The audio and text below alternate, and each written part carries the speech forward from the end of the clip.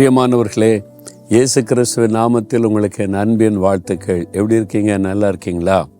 ஒரு புது வருஷம் பிறக்கிறதுனால ஒரு சந்தோஷம் இருக்கும். ஆனால் 2-3 நாள் கடந்து வந்துட்டோம்ல, எப்படி இருக்குது அந்த புது வருஷம்? அந்த முதல் நாள் அந்த த்ரில்லிங் இல்லாமல் இருக்குதா? ஆண்டவரோடு இருந்தால் ஒவ்வொரு நாளும் த்ரில்லிங்கான ஒரு வாழ்க்கை தான். அவர் அற்புதமாய் நம்ம நடத்துகிற தேவன் அல்லவா? ஆண்டவர் வாக்கு கொடுத்ததை நினைவில் கொள்ளுங்க. கேளுங்கள், கொடுக்கப்படும். தேடுங்கள், கண்டடைவீர்கள். தட்டுங்கள், உங்களுக்கு திறக்கப்படும்.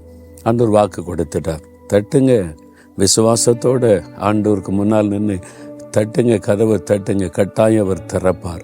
வழி இல்லாத இடத்துல வழி திறக்கும். நீங்கள் கேட்கறது அருளப்படும். வாஞ்சியோட விருப்பத்தோடு அவரை தேடுங்க, அவருடைய முகத்தை தேடுங்க.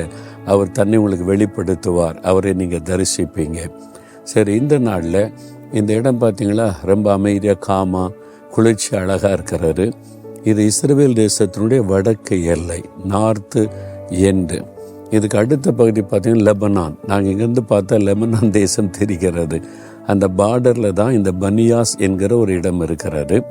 இது யோர்தான் நதி இங்கிருந்து தான் புறப்பட்டு கலிலேயா கடலில் போய் கலக்கிறது என்று சொல்லுகிறாங்க. நல்ல ஒரு நீர் ஊற்று தண்ணீரெல்லாம் வந்து கொண்டு இருக்கிறதை பார்க்க முடிகிறது.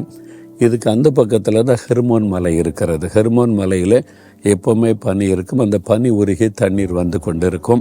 இங்கிருந்து ஒரு நீரூற்றி எழும்பி யோர்தான் நதியில் போய் கலக்கிறது. இந்த இடம் ஒரு சரித்திர முக்கியத்துவம் வாய்ந்த ஒரு இடம். இது யுத்த காலத்தில் இங்கே யாருமே வந்திருக்க முடியாது.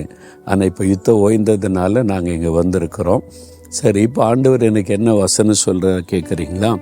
எரேமியா 31:14 என் ஜனங்கள் நான் அளிக்கும் நன்மையினால் திருப்தி ஆவார்கள். ஆண்டு சொல்றார், நீ என் மகள் தானே, என் மகன் தானே, நான் அளிக்கிற நன்மையினால் நீ திருப்தி ஆவாய் என்று ஆண்டவர் உங்களை பார்த்து சொல்றார். திருப்தியாக உங்களை ஆசீர்வதிப்பேன். சிலர் சொல்லுவாங்கல்ல, எப்படி சாப்பிட்டீங்க? நல்ல திருப்தியாக சாப்பிட்டேன், நல்லா இருந்துச்சு, ஒரு திருப்தியாக சாப்பிட்டேம்பாங்க. சிலர் சொல்லுவாங்க, எப்படி இருந்துச்சுன்னு கேட்டேன், ஏதோ சாப்பிட்டேன், ஓகே அப்படின்னு சொல்லுவாங்க. அவங்களுக்கு ருசியாக இருந்தது, நல்லா சாப்பிட்டாங்கன்னா திருப்தியாக சாப்பிட்டேம்பாங்க. அப்போ அவ்வளோதான் அப்படின்னு சொல்லிடுவாங்க. இல்லை இதுக்கு மேலே ஏதாவது கொஞ்சம் தரட்டுமான, இல்லை வேண்டாம், திருப்தியாக சாப்பிட்டேன்னு சொல்லுவாங்க. அந்த மாதிரி ஆண்டவர் உங்களை ஆசீர்வதிப்பாராம்.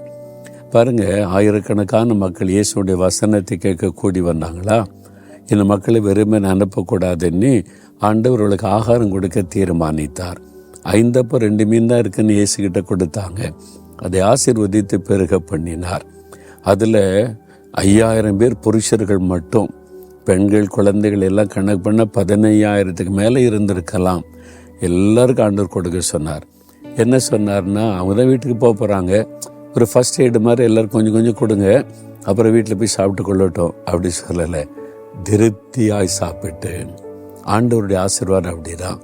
இப்போ கொஞ்சம் தர்றேன், இதை வச்சு அட்ஜஸ்ட் பண்ணிக்க அப்படி சொல்கிற ஆண்டவர் அல்ல. போதும் ஆண்டவரே அப்படின்னு சொல்லக்கூடிய அளவுக்கு ஆசீர்வதிப்பாராம். என் ஜனங்களை நான் ஆசீர்வதிப்பது திருப்தியான ஆசீர்வாதம். நான் அளிக்கும் நன்மையினால் திருப்தி ஆவார்கள். அப்படி தான் அவங்களை ஆசீர்வதிக்க போகிறார். நான் கேட்டதை விட அதிகமாக ஆண்டவர் தந்துட்டாருன்னு நீங்கள் மகிழும்படி ஆசீர்வதிக்க போகிறார். என்ன அற்புதத்தை கேட்குறீங்க? என்ன ஆசீர்வாதத்தை கேட்குறீங்க? அந்த காரியத்தில் தான் இயேசு உங்களுக்கு அற்புதம் செய்ய போகிறார். ஆண்டவர்களை நான் கேட்டதை விட பெருசாக ஆசீர்வதிச்சிட்டாரு, நான் இப்படி நினைக்கவே இல்லை அப்படின்னு சொல்லக்கூடிய அளவிற்கு நீங்கள் பெற்றுக்கொள்ள போகிறீங்க. அதுதான் ஆண்டவருடைய சுபாவம். என் ஜனம், இவங்க ஏன் பிள்ளைங்க, நான் இந்த உலகத்தையே சிருஷ்டித்து அண்ட சராசரங்களை காத்து நடத்துகிற தேவன், என் பிள்ளைகளை நான் திருப்தி ஆசீர்வதிக்கணும் அப்படின்னு சொல்லுகிறவர் தான் இயேசு. அந்த ஆசீர்வாதத்தை கொடுக்க தான் சிலுவையில் தன்னையே பலியாய் கொடுத்தவர். அந்த ஆண்டவர் சொன்னார், என் மகளே நான் உன்னை திருப்தியாய் ஆசீர்வதிப்பேன், என் மகனை நான் உன்னை திருப்தியாய் ஆசீர்வதிப்பேன், போதும் என்கிற அளவுக்கு நான் உன்னை ஆசீர்வதித்த மகளை பண்ணுவேன். என்ன காரியம், என்ன அற்புதம் வேணும், என்ன ஆசீர்வாதம் வேணும்? விசுவாசத்தோட, ஆண்டவரே இந்த காரியத்தில் நீர் எனக்கு வாக்கு கொடுத்தபடி திருப்தி ஆசீர்வதிப்பேன்னு சொன்னீங்கல்ல, நான் உம்முடைய மகன், உம்முடைய மகள், எனக்கு இந்த ஆசீர்வாதத்தை தாரும். நீங்கள் ஜெபிங்க, கட்டாயம் பெற்றுக்கொள்வீங்க. அப்படியே ஜெபிங்க. இயேசுவே, உம்முடைய மகன், உம்முடைய மகள் நான் வந்திருக்கிறேன். என் ஜனங்கள் திருப்தியாய் ஆசீர்வதிக்கப்படுவார்னு சொன்னீங்களே, எனக்கு அந்த ஆசீர்வாதத்தை தாரும். கேளுங்கள் கொடுக்கப்பட நீ வாக்கு கொடுத்தீங்களே, நான் கேட்கிறேன். இந்த காரியத்தில் எனக்கு இந்த அற்புதம் நடக்கணும். இந்த காரியத்தில் திருப்தியாய் நான் மகிழும்படி, சந்தோஷப்பட்டு களி கூறும்படிக்கு அந்த ஆசீர்வாதத்தை நீங்கள் தரணும். நீங்கள் வாக்கு கொடுத்தபடி எனக்கு செய்யுங்க. இன்றைக்கு அந்த அற்புதத்தை நான் பார்க்கணும். இயேசுவின் நாமத்தில் ஆமேன்.